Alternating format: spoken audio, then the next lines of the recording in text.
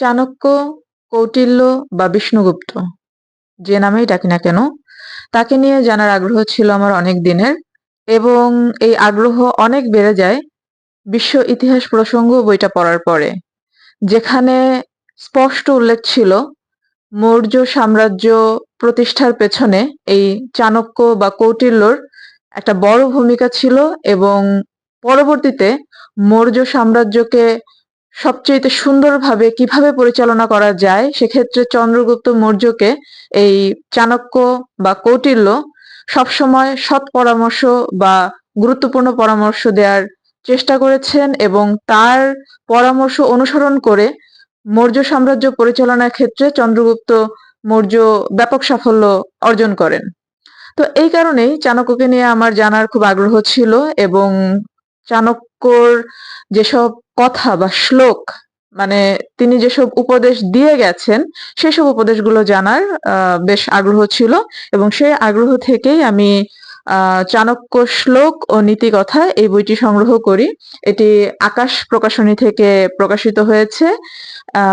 এই বইতে চাণক্যর অনেকগুলো শ্লোক, যেগুলো চাণক্য সংস্কৃততে লিখে গিয়েছিলেন, সেই শ্লোকগুলো এটাতে সংকলিত হয়েছে এবং সাজানো হয়েছে এমন ভাবে যে প্রথমে সংস্কৃত শ্লোকটাকে বাংলা বর্ণে লেখা, তারপর সেই শ্লোকের বাংলা অনুবাদ এবং তারপর সেই শ্লোকটার মাধ্যমে চাণক্য মূলত কি বুঝাতে চেয়েছেন বা কি বার্তা দিতে চেয়েছেন সেটাকে এখানে ব্যাখ্যা করা হয়েছে। এটা সম্পাদনা করেছেন শ্রী গোপীনাথ গোস্বামী। আচ্ছা, প্রথমে বইটা শুরু করার প্রথমে চাণক্য সম্পর্কে কিছুটা পরিচিতি দেয়া আছে। তো সেখান থেকে যা জানতে পারি, চাণক্যের বাবার নাম ছিল চনক এবং সে ছিল তৎকালীন পাটালিপুত্র যেটাকে বলে বা বর্তমান পাটনা যেটা, সেখানকার একজন অধিবাসী এবং সেখানকার রাজা ছিল ধননন্দ। সেই রাজার বিরুদ্ধে কৃষকদেরকে যখন বিদ্রোহে উস্কে দেয় বা উৎসাহিত করে চাণক্যর বাবা, তখন তাকে মৃত্যুদণ্ড দেয়া হয় এবং এই ব্যাপারটা কিশোর চাণক্যর মনে একটা বড় প্রভাব ফেলে এবং সে এইটার প্রতিশোধ নেয়ার অপেক্ষায় থাকে এবং এই প্রতিশোধটা যুদ্ধ করে নয়, লড়াই করে নয়, বরং বুদ্ধি দিয়ে। তার অপেক্ষা তখনই শেষ হয় যখন তার সাথে চন্দ্রগুপ্ত মৌর্যের পরিচয় হয় এবং দুজনে মিলে বুদ্ধি এবং বল এই দুটোর মাধ্যমে, অর্থাৎ বুদ্ধি এবং বীরত্বের মাধ্যমে এই রাজা ধননন্দকে পরাজিত করে, বিতাড়িত করে এই মৌর্য সাম্রাজ্য প্রতিষ্ঠা করে। এমনটাই এই বইয়ের প্রথমে চাণক্যর যে পরিচিতি, সেই পরিচিতির মধ্যে দেয়া আছে। এরপরে বিভিন্ন বিষয়ে চাণক্য যেসব গুরুত্বপূর্ণ উপদেশ দিয়ে গেছেন শ্লোক আকারে, সেই শ্লোকগুলো এখানে ৮টি পর্বে অন্তর্ভুক্ত করা হয়েছে। বিভিন্ন বিষয়ের উপর ৮টি পর্ব ভাগ করে এই শ্লোকগুলো এখানে লেখা এবং সেগুলোর বাংলা অনুবাদ লেখা এবং সেগুলোর ব্যাখ্যা এই সম্পাদক দিয়েছেন। তো এখানে অনেক বিষয় নিয়ে অনেকগুলো শ্লোক আছে, সবগুলো নিয়ে আমি কথা বলবো না, কিন্তু যে বিষয়গুলোতে চাণক্য বেশি জোর দিয়েছেন বা রিপিটেডলি যে বিষয়গুলো নিয়ে চাণক্য কথা বলেছেন, উপদেশ দিয়ে গেছেন, পরামর্শ দিয়ে গেছেন বা দৃষ্টি আকর্ষণের চেষ্টা করেছেন, আমি সেরকম কিছু বিষয় নিয়ে কথা বলবো। তার মধ্যে প্রথমে যদি বলি সন্তুষ্টি, চাণক্য বারবার সন্তুষ্টির উপর জোর দিয়েছেন। তার মতে মানুষ যদি সন্তুষ্ট থাকতে জানে তাহলে তার অল্প ধন সম্পদ বা অল্প যা কিছু আছে তাই নিয়ে সে মানসিক শান্তিতে থাকতে পারে, কিন্তু যদি তার সন্তুষ্টি না থাকে তাহলে তার ৭ রাজার ধন থাকলেও তার মধ্যে মানসিক শান্তি থাকবে না। তো এই বিষয়টা স্বভাবতই আমি এটার সাথে খুবই একাত্মতা পোষণ করি যে আমাদের জীবনে সন্তুষ্টি খুব গুরুত্বপূর্ণ একটা বিষয় এবং আমার খুব প্রিয় একজন মানে উক্তিকারক বলবো কিনা, মানে যার উক্তি আমার খুব পছন্দ, তিনি হচ্ছেন হযরত আলী রাদিয়াল্লাহু। তারও একটা কথা এরকম আছে যে অল্পে সন্তুষ্ট থাকা এটা একটা বড় গুণ বা বড় বিষয়। তো এই সন্তুষ্টির বিষয়টা চাণক্যের বিভিন্ন শ্লোকে বারবার উঠে এসেছে যে মানুষের আসলে সন্তোষ লাভ করা শেখা উচিত, অল্পে সন্তুষ্ট থাকা যে শিক্ষাটা বা বিদ্যাটা এটা অর্জন করা উচিত।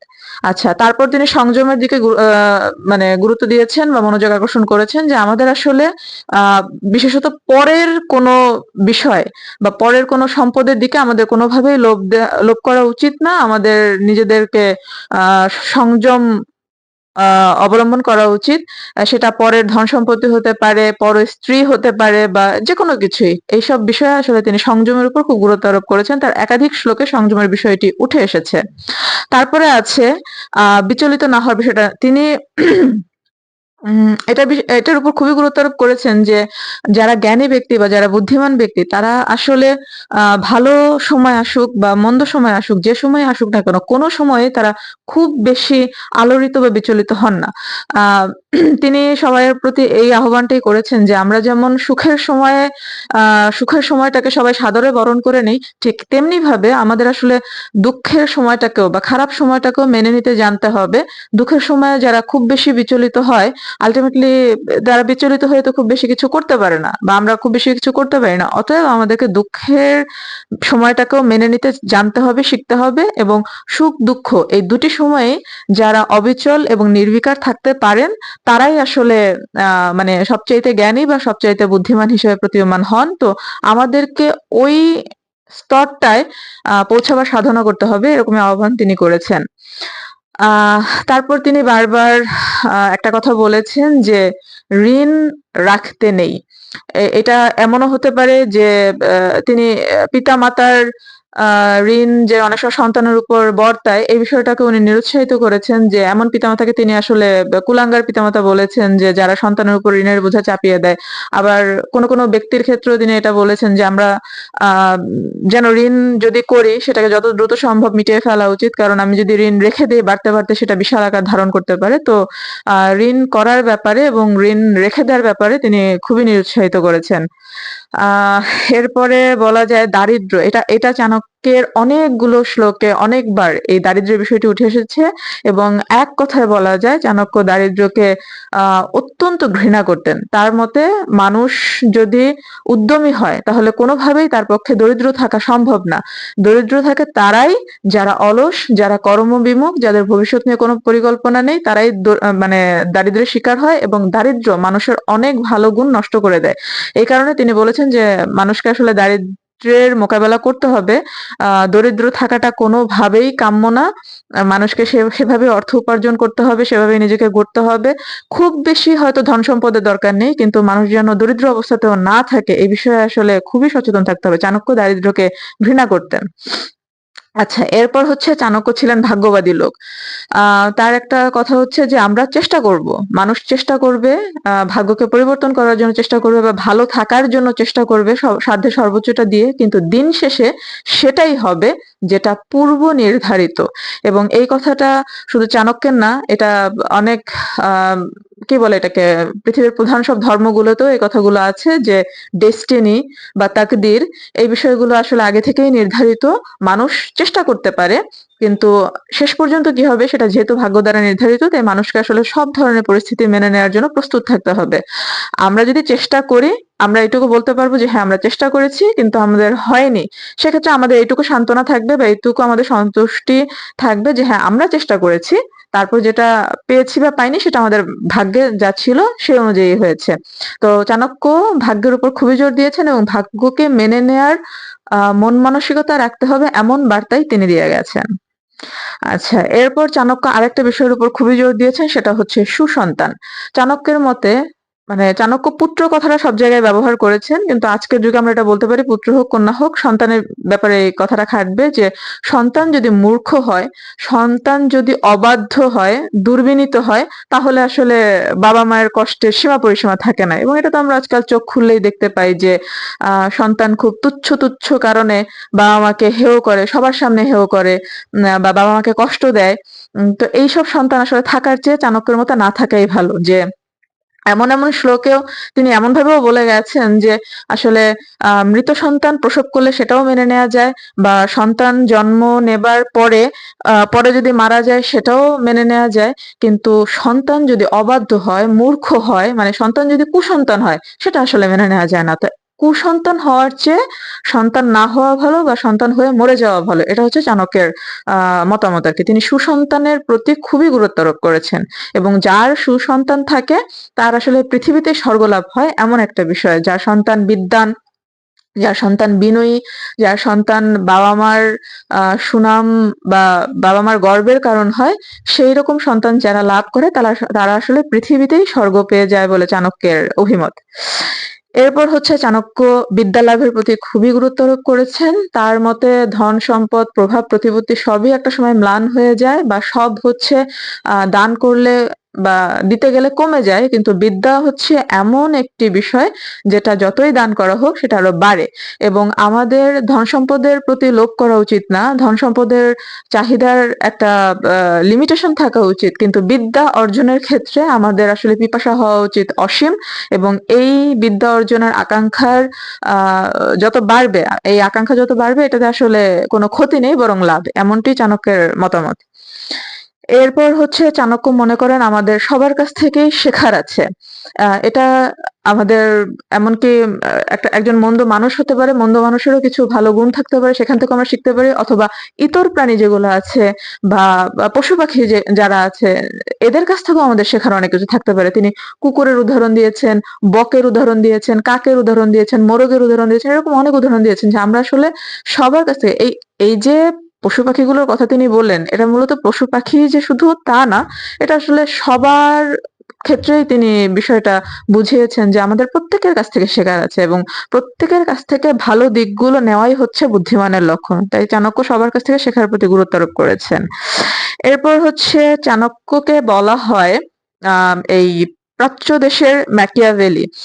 যারা হচ্ছে দ্য প্রিন্স পড়েছেন বা নিকোলো ম্যাকিয়াভেলি সম্পর্কে যাদের ধারণা আছে তারা জানেন যে ম্যাকিয়াভেলির একটা মূল কথা হচ্ছে যে কোনো উপায়ে কার্য উদ্ধার করা, এবং কার্য উদ্ধার করে সে কার্যটা যদি ইতিবাচক হয় তাহলে আমি কি উপায়ে কার্যটা উদ্ধার করলাম সেটা আসলে ম্যাটার করে না। তো চাণক্যেরও কিছু কিছু শ্লোকে এই বিষয়টা উঠে এসেছে যে আমাকে একটা কাজ যদি আমি শুরু করি, সামহাউ কাজটা শেষ করতে হবে, এবং কাজটা শেষ করার পরে কাজটার ফল যদি ভালো হয় তাহলে আমি কি উপায়ে কাজটা উদ্ধার করলাম সেটা আর তখন খুব বেশি ম্যাটার করে না।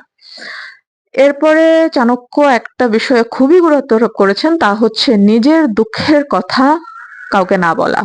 আমাদের অর্থ কষ্ট থাকতে পারে, আমাদের পরিবার নিয়ে কষ্ট থাকতে পারে, আমাদের স্বামী স্ত্রীর মধ্যে দ্বন্দ্ব থাকতে পারে বা অনেক কিছুই, কিন্তু এই বিষয়গুলো পারতপক্ষে অন্য কাউকে না বলা বা জনসম্মুখে প্রকাশ না করাই হচ্ছে বুদ্ধিমানের কাজ। কারণ এটা আমরা রিসেন্ট কিছু পোস্টেও দেখি যে মানে মানুষ ভাঙা বাড়ির ইটও খুলে নিয়ে যায়। তো মানুষের কাছে যখন আমরা দুর্বলতা প্রকাশ করি, মানুষ তখন দুর্বল জায়গাতেই বারবার আঘাত করে। এই কারণে আমাদের কোনোভাবেই উচিত না, যতক্ষণ নিজের মধ্যে রাখতে পারা যায় বা সহ্য করতে পারা যায়, আমাদের আসলে উচিত না আমাদের দুর্বলতাগুলো অন্য কারো কাছে প্রকাশ করা। এটা চাণক্য খুবই নিষেধ করেছেন। নিজের পরিবার নিয়ে, মা বাবাকে নিয়ে বা সন্তান নিয়ে আমাদের জনসম্মুখে কখনোই খারাপ কথা বা মানে অসন্তোষ, দুঃখ এগুলা প্রকাশ করা উচিত না। এতে আসলে অন্যের কাছে নিজে হেয় হতে হয় এবং মানুষ দুর্বল জায়গায় আঘাত করার সুযোগ পেয়ে যায়। আম এরপর দুর্জনের বিষয়ে বা দুষ্ট লোকের বিষয়ে চাণক্য বারবার সতর্কবাণী দিয়েছেন যে যদি সামর্থ্য থাকে তাহলে দুষ্ট লোককে মোকাবেলা করতে হবে, আর যদি সামর্থ্য না থাকে, আমার মধ্যে সেই সক্ষমতা না থাকে, তাহলে দুষ্ট লোককে পরিহার করতে হবে। কিন্তু এই দুষ্ট লোক যদি জীবনে থাকে তাহলে জীবন একদম মানে পুরো সর্বনাশ অবস্থা হয়ে যায়।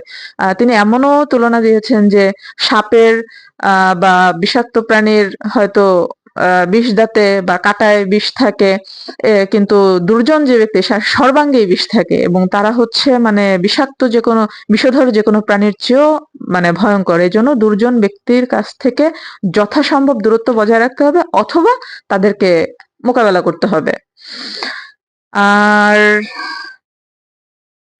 এই তো মোটামুটি এই বিষয়গুলো নিয়েই চাণক্য মানে খুব বেশি রকম আলোচনা করেছেন বিভিন্ন শ্লোকে। এখানে তো এই বইটার মধ্যে তো অনেকগুলো শ্লোক, আমি আসলে গুনতে শুরু করেছিলাম 100-র উপরে গিয়ে আমি আর গুনিনি, প্রায় 200-র কাছাকাছি বোধহয় শ্লোক, 200-250-র কাছাকাছি শ্লোক হতে পারে।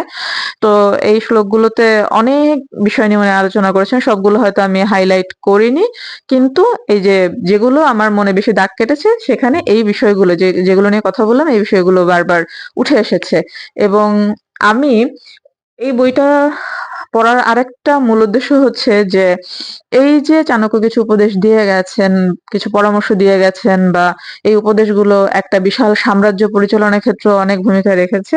তো এগুলো তো আসলে যুগের পর যুগ, কালের পর কাল মানে কালজয়ী হয়েছে। এগুলো সর্বযুগেই সত্য বলেই প্রমাণিত হয়েছে বেশিরভাগ পরামর্শগুলো। তো এইজন্য আমার এই বইটা পড়ার উদ্দেশ্য হচ্ছে প্রথমত নতুন কিছু শেখা এবং দ্বিতীয়ত হচ্ছে এখানে যেসব বিষয় পরামর্শ দেয়া হয়েছে তার মধ্যে কোন, কোন বিষয়গুলো আমি ইতোমধ্যে নিজের জীবনে চর্চা করছি, কোন, কোন বিষয়গুলো আমার চর্চা করা উচিত এবং কোন, কোন বিষয়গুলো আমার বাদ দেওয়া উচিত সেগুলো নিয়ে একটা মানে সেলফ ইভালুয়েশন বলা যায়। একটা আত্মমূল্যায়নের জন্য আমি এই বইটা পড়েছি এবং যে বিষয়গুলো নিয়ে আলাপ করলাম আম এখানে অনেকগুলো বিষয়ই এগুলো চাণক্য হয়তো তার ধর্ম অনুযায়ী বলেছেন বা তার বোধ-বুদ্ধি অনুযায়ী বলেছেন। কিন্তু এগুলো আসলে আমাদের মনে হয় প্রতিটা ধর্মেই এগুলো নিয়ে ইঙ্গিত দেয়া আছে। আমি যদি আমার ধর্মের কথা বলি সেখানেও ইঙ্গিত দেয়া আছে যেমন সন্তুষ্টির বিষয়টা। তারপর চাণক্য আরেকটা কথা বলেছেন যে বাড়াবাড়ি না করার যে বিষয়টা। তো এটা তো আমাদের কোরআনে বারবার এই আয়াতটা এসেছে যে সীমা লঙ্ঘন না করার বিষয়ে একদম খুব কঠোর এবং সুস্পষ্ট নির্দেশনা আছে আমরা যেন সীমা লঙ্ঘন না করি। তো এই তো কিছু বেসিক বিষয়ে সব ধর্মের মধ্যে বা পৃথিবীর সকল মহান মানুষদের কথার মধ্যে মিল আছে।